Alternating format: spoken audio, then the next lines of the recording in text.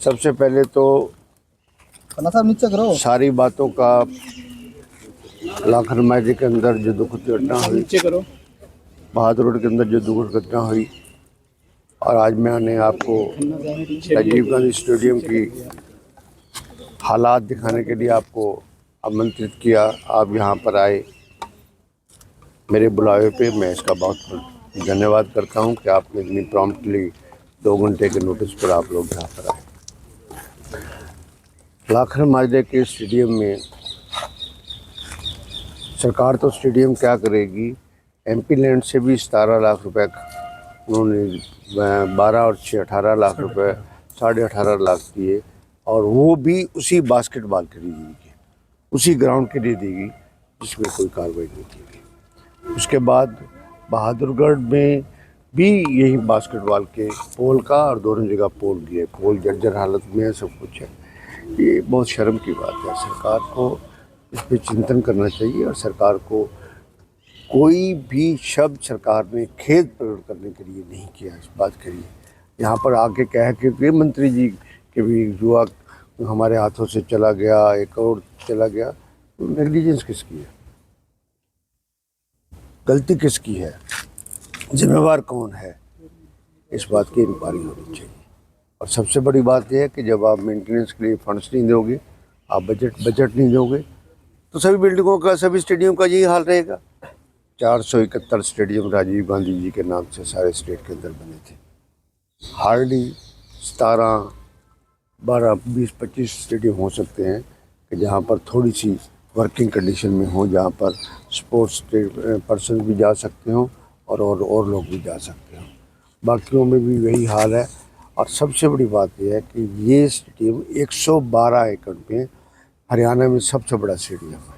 इसी को ही centre of excellence बनाया जाना चाहिए था। Why the centre of excellence has not been made? Because is situated in Rohtak.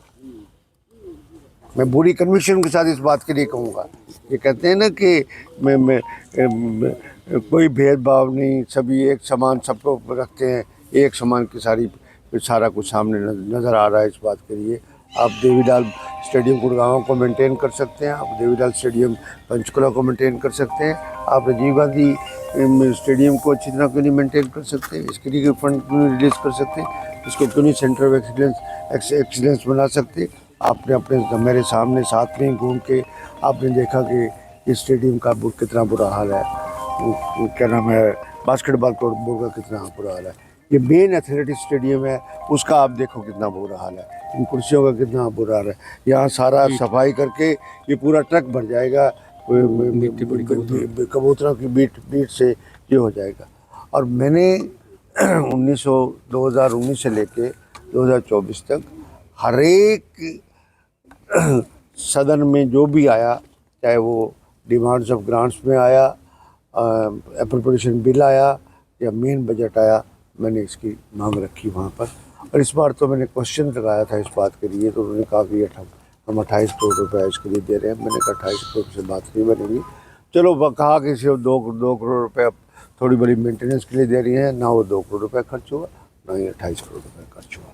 और मैं तो इन बच्चों को श्रद्धांजलि देता हूँ, उनके माता पिता की वेदना को हम इमेजिन कर सकते हैं सिर्फ इस बात के लिए। एक पिता ने ये कहा कि 5 लाख का मेरा बेटा तो चला गया, मैं 5 लाख का क्या करूँगा, मेरा खर्च करने वाला बेटा तो चला गया इस बात के लिए। और वो बच्चा जो पराग राठी, हार्दिक राठी, लाखन मायरे वाला, वो तो ही was aspiring for the up to the international also. वो यूएस की टीम में भी अपने आप को वहाँ पर बास्केटबॉल एकेडमी में अपनी ट्राई कर रहा था। दूसरा बहादुर का बच्चा जो है अमन, क्या नाम है उनका, अमन वो 15 साल का बच्चा है। और दोनों में ही सेम इंसिडेंस होया कि ये एक बहुत बड़ा संकेत जाता है कि व्यवस्था कितनी चरमरा गई है। व्यवस्था, ये लोग इवेंट मैनेजमेंट करते हैं, इनको लिए इनसे धार्मिक सम्मेलन करवा लो और कोई सम्मेलन करवा लो, इवेंट मैनेजमेंट करवा लो। जहाँ तक प्रोग्रेस की बात होती है, प्रोग्रेस जो होती है वो एक कैपिटल इन्वेस्टमेंट के साथ, एक जिसको डेवलपमेंट कहते हैं, उस तरह की कोई भी विचारधारा इस सरकार की नहीं है।